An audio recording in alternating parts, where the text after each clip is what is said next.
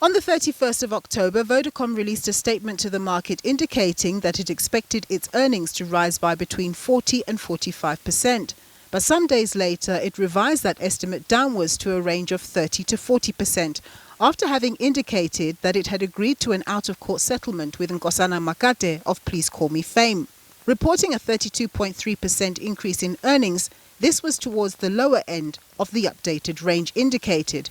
Despite this, some analysts say the company's underlying business appears to be doing well.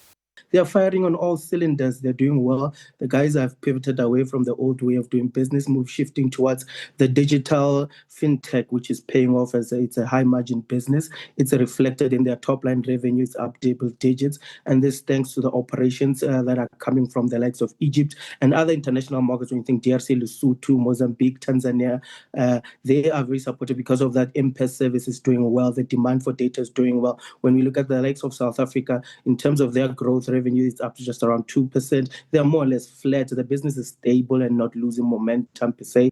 While Vodacom was not crystal clear about the exact number agreed between it and Makate, the difference in the initial earnings forecast on the 31st of October and today's results have got analysts speculating that Makate could have got a payout of several hundred million rand.